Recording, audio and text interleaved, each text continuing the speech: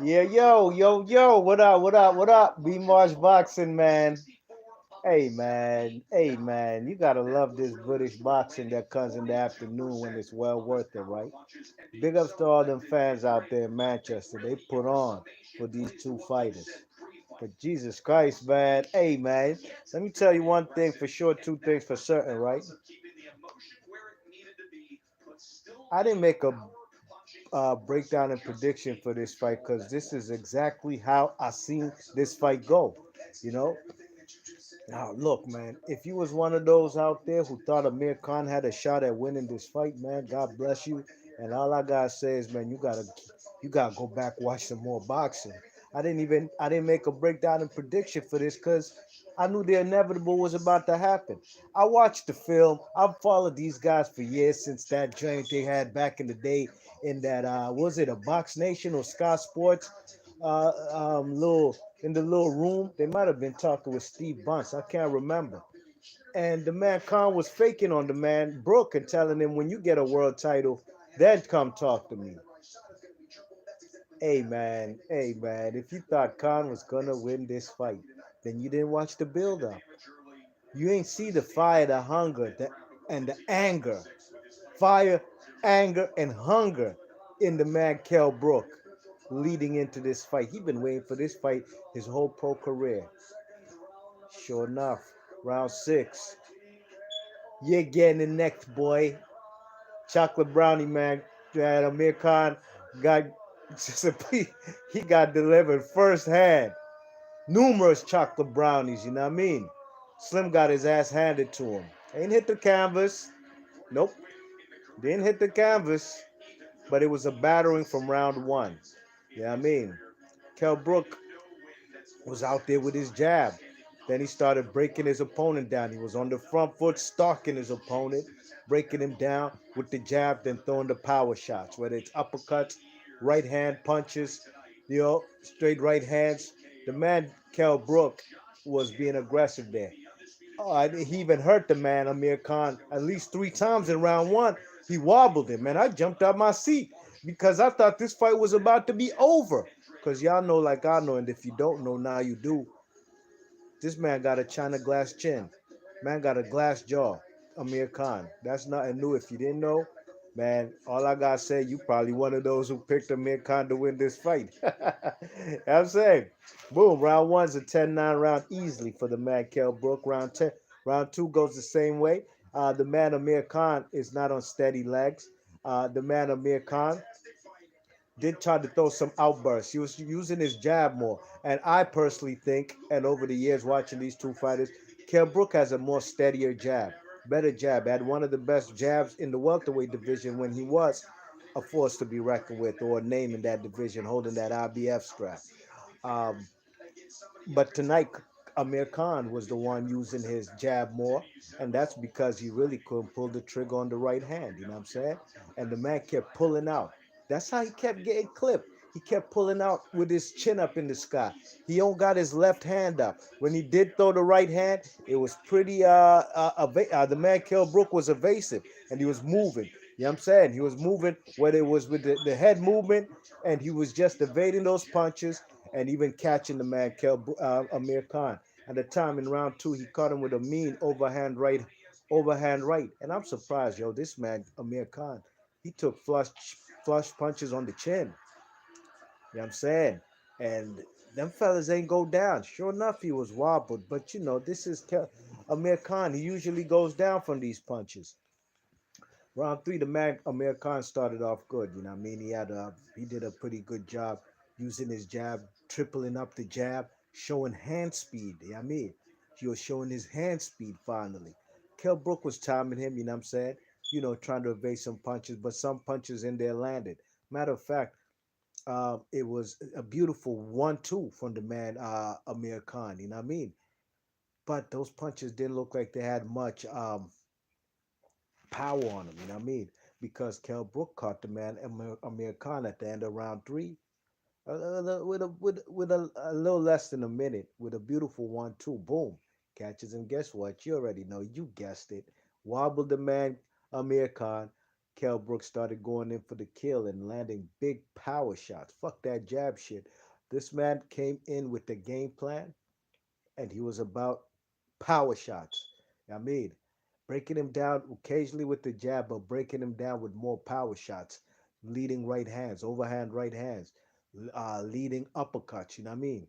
So yo, I was about to have it 2-1 after three in favor of the man, Kell Brook, and giving Amir Khan round three, but I couldn't do it, Mo. I couldn't do it. Not the way he looked in that last minute. I don't care what nobody says. Round three, went to Kell Brook. And after that, man, I guess Amir Khan just had nothing left in the tank. You know what I mean? He was getting battered, and he tried to hold. He tried to clinch. Boxing Learner, what's up with you? He's in the chat. What's up, Boxing Learner? And also Jaden Broadhurst. Yeah, so and the man Amir Khan, man, in round five, it looked like he was about to get stopped. You know what I mean, looked like he was about to get stopped. He was taking a beating in there, and yet again, saved by the bell. Round six, Kell Brook came in with power shots. His first punch landed, big overhand right, then landed more. What was the man Amir Khan doing? Trying to be on some lateral movement with the high guard, but these punches were going through landing. Some were getting caught on the gloves. But guess what? The referee stopped the fight in round six. 6 round TKO stoppage for the man Kell Brook, the special one, Special K. And I knew he would win this fight, you know what I mean? During the build-up, the man Amir Khan kept talking about Kell Brook got a glass jaw. How? The man Kell Brook was in the ring with a Golovkin, and he ain't even hit the canvas at all. He got stopped on his feet, but he ain't hit the canvas. Amir Khan been on the canvas 12 times in his career, as opposed to the man Kell Brook, who's been down on the canvas 4 times. You know what I mean? He kept telling the man that he got a glass jaw. I kept watching the what do you call it? The gloves are off, and also the little fake 24/7 joint they had.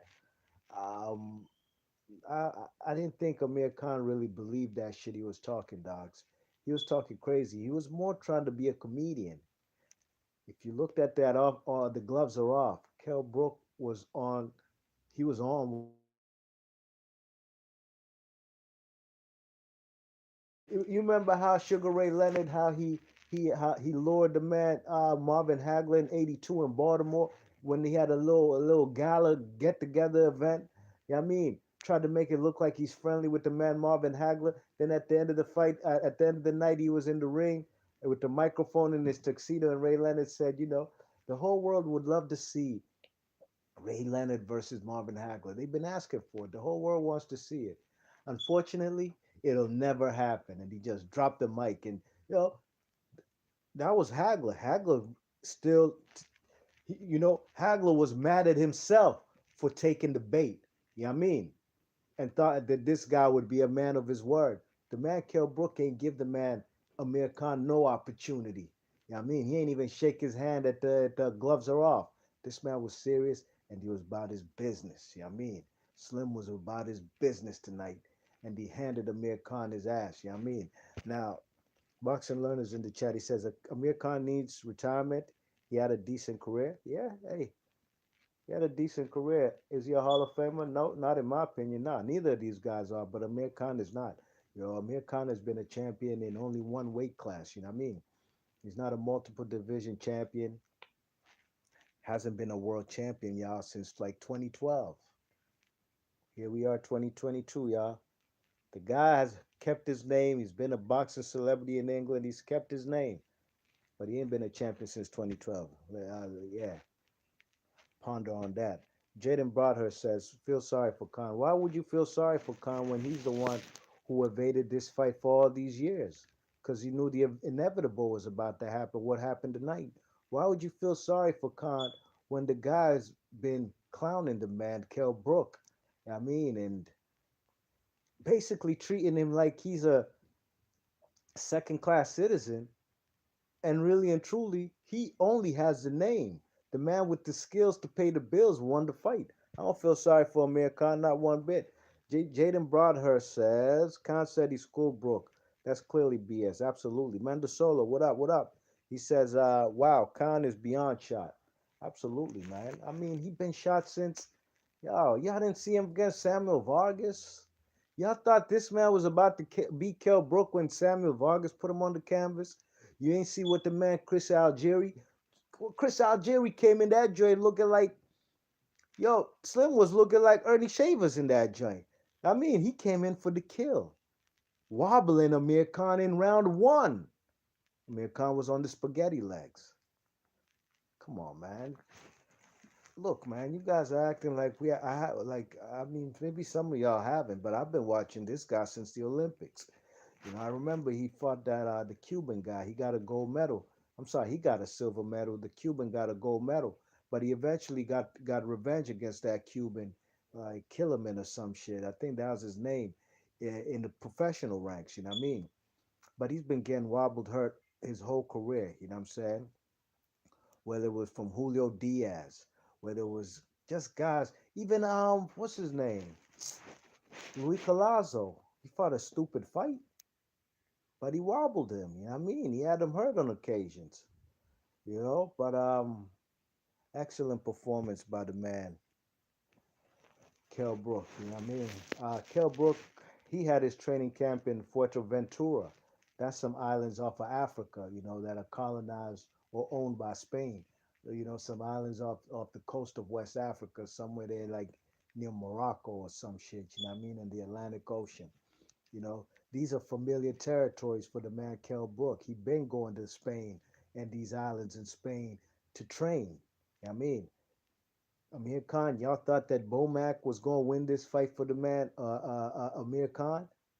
You thought Bud Crawford was going to win this fight for Amir Khan? I don't even know why the man Bud Crawford affiliated with himself with Amir Khan. Sure, your trainer can train Amir Khan, but you don't gotta walk this man to the ring. I didn't like that. You look like a groupie, Slim, and I'm a big fan of Bud Crawford, dogs. But how you gonna be walking a man to the ring, a man you beat? You don't know this man. You ain't grow up with this man. You know what I'm saying? You beat the man. That's that. He hired Bomac for his services as a trainer. Great, wonderful. You ain't got to walk this man to the ring, dogs. You ain't part of his entourage. Come on, dogs. I didn't like that shit. Now look, Bud Crawford, man, Amir Khan, Bud Crawford wasn't going to win this fight for you. Amir Khan came to the USA, where he's been training since like 2010, 2011. All his training camps have been in the United States. That's well and fine, you know what I mean? Yeah. But um, Colorado Springs was new territory for the man. You know what I mean? It's different. Hey man, that's up in high altitude, you know what I mean? Which is good for your conditioning, stamina, blah, blah, blah.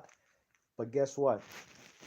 He wasn't used to being up there in Colorado Springs with the new trainer in Bomac, while the man, Kell Brook, has been with Dominique Engel. He's known him since he was 12 years old.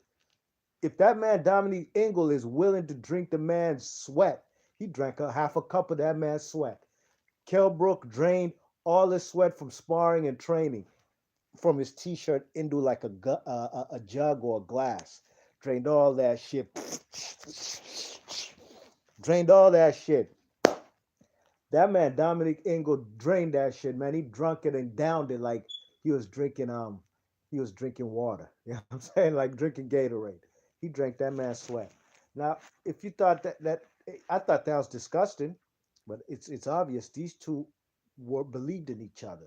If that man didn't believe in the man Kell Brook to come out today and handle his business, I don't think that wouldn't have even been a thought. He would have just trained him. You know what I mean? But at the end of the day, man, if you thought that the man Amir Khan was going to win this fight, man, I guess you thought that the man was going to have a triple team with Bomac and Bud Crawford. When Amir Khan's in trouble, he could go to the ropes and tag the man Bud to come in, or Bomac on some demolition shit. Y'all remember demolition from the '80s, late '80s, early '90s, WWF? Yeah.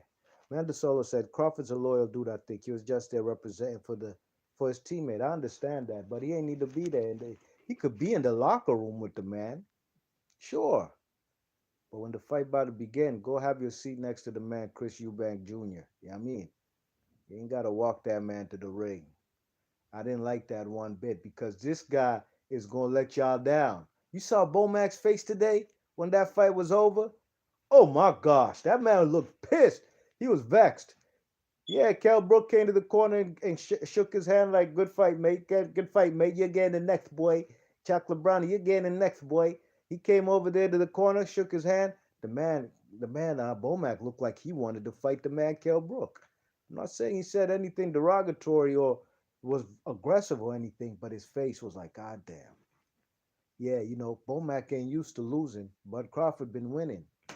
And this is what happens when you take a shot fighter like the man Amir Khan. Probably got a great payday. Yeah, I mean, and big ups to Bomac, man. He getting paid. But during the build up for this, if anybody took this fight for a payday, it wasn't the man Dominique Engel. Believe that. Nah. I don't believe Dominique Engel was in this for a payday. The man Bomac, was he in this for a payday? I believe so. Cause come on, dogs. Amir Khan can't beat nobody, man. That's just the truth about it. He can beat Billy Dib. Yeah, he can beat a featherweight. He can beat Billy Dib. He can struggle with a Samuel Vargas, but he can't beat these type of fellas who are former world champions. That's out, man. You know what I mean? And y'all want to talk about a common opponent, Bud Crawford versus Amir Khan? Y'all seen the fights? I'm sorry, Bud Crawford versus Kell Brook. Y'all seen the fights? Who did better in them fights? Who looked like a more formidable opponent? The fight with Kell Brook went like 4 rounds. I had Kell Brook, if I could recall, I might have had him winning 3 of the first 4 rounds before he got clipped. He was out jabbing and out boxing the man Bud Crawford. If you thought Amir Khan was going to win this fight, boy, I don't know what to say, man. Starry Nights in the chat. He says, anyone who watches boxing is not surprised by the result. There's a reason why Khan has been running all these years. Preach, absolutely 100%. I agree with you 100%, Starry Night. And that's how I figured, you know what I mean? You know, if you seen the gloves is off, that man Amir Khan was trying to psych himself into believing that he's better than this man. Oh, I'm better than him. I have more fans than him. I was Olympian. I'm just better in every category. Yeah, but you ain't better than in the fight game. You ain't better than this guy. Kell Brook. I've always been a fan. I'm gonna keep it tall with y'all. You know, I've been a fan as far as look, man, this guy has never disappointed me in no fight ever. I mean, he struggled back in the day versus this kid named Carson Jones. I believe Carson Jones was like from Nebraska or something. They fought twice. The first fight, man, the man had him wobbled all over the place. Carson Jones. But this is boxing, dogs. This ain't football. This ain't basketball. This is not no team sport. It's 1-on-1. Any man has an opponent as you know has a chance of beating the opponent. You know what I mean? Carson Jones and Crawford, I'm sorry, Kell Brook did a rematch, but what's his name? Kell Brook handled his business. These are what you call growing pains. You know what I mean? You're going to face some adversity, unless you're a man like Kevin Durant in the NBA and LeBron James. Them kind of fellas don't like no adversity. They straight out front runners, but that's a whole different sport. But you're going to have to face adversity. I remember when Canelo got rocked by Abner Cotto, you know what I mean? Damn near got put through the ropes. Should have been a 10-8 round, you know what I mean? But the ropes held him up, whatever. But you got to face this type of adversity, okay? Now, one thing for sure, two things for certain. I didn't like how Eddie Hearn managed his career. You know what I'm saying? I loved and I got money the day Kell Brook came to USA over there. And it what was the Home Depot Center. It's changed. The names changed so many times. Over there in Carson, California. You know what I mean? That joint that usually is like a tennis arena where they have great fights. You know what I'm talking about, right? I knew he would beat the man, Sean Porter. I knew it, and sure enough, he did. Okay. What I didn't like after that was how the man Eddie Hearn managed his career, putting him in there with the JoJo Dans or the somebody Galvin. Just some weak opponents. You know what I mean? He was really just basically fighting bums, and I didn't like that one bit, and that stagnated his progression. Yeah, Kell Brook was chasing Amir Khan, always wanted that fight. Amir Khan got a fight with Canoli. The man Kell Brook was like, you know what? Fuck it. You ain't trying to fight me. Canoli's ducking Triple G at that time he was. And if you wasn't there watching boxing, then shut the fuck up. If you weren't there, shut the fuck up. Triple G was being ducked by Canoli. Hence why Canoli even vacated the strap, the WBC strap, well, back in the day, 160, and said, "Oh, when he was asked why he's vacated, it's because he said, I don't like how the WBC's putting pressure on me to fight the man Triple G, whatever." Well, anyways, since Amir Khan decided to duck Kell Brook and fight Canoli, and a lot of people gave him credit. I'm not those guys. I'm not one of those. You're gonna go up there to get knocked out. We already knew you was gonna get knocked out. Sure enough, he did, right? Kell Brook decided to say, you know what? Since this guy's ducking me, I'm gonna fight the guy who Canoli's ducking, Triple G. He got ended in 5, you know what I'm saying? And he hadn't been the same since, because he had a orbital bone broken, you know what I mean? Kell Brook was out the ring for a while, holding onto an IBF strap, you know what I mean? Looked like he wasn't going to fight his mandatory in the man, Errol Spence. And eventually he took that fight, you know what I'm saying? He eventually took that fight, and Errol Spence broke his other eye socket. And really and truly, Kell Brook hasn't been that dude since. And I believe that was like in 2016, you know what I mean? You know what I'm saying? He hasn't done anything of significance since then till today, 2022.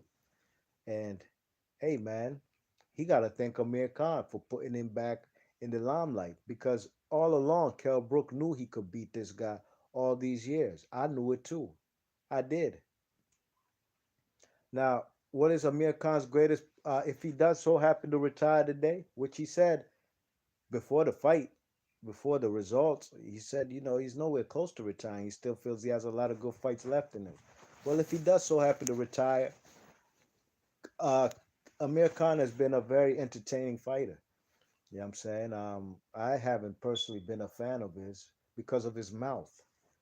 The guy talks like he has a CTE or something, like he been hit in the head too many times.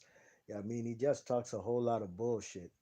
But really and truly, he's given us great fights. The Maidana fight was excellent. Some may say that was his best victory of his career, possibly. Possibly, yeah. But I think his best performance, fuck victory, his best performance of his career was how he beat the shit out of Paulie Malignaggi. He beat the shit out of Paulie. He punished Paulie Malignaggi. That's his best performance, you know what I mean, to date. You check it. So, yo, big ups to the special one, Special K, Kell Brook. All of the lights you're getting next, boy. Chocolate Brownie. He whooped that ass today, and he gets a stoppage in the 6th round. Beats the shit out of this guy who been ducking, disrespecting him for years. And I was here for it. Big ups to everybody in the chat. Boxing Learner, Jaden Broadhurst, Amanda Solo, Starry Night. Big ups to all y'all in the chat, and I appreciate everybody in this jam was respectful. We kept it boxing, talk boxing, and that's what it's all about. You know what I mean? So, yo, on your way in, on your way out, hit the thumbs up. If you're new to the channel, please share and subscribe, and I'll catch you guys on the next one. I'm gone. Peace.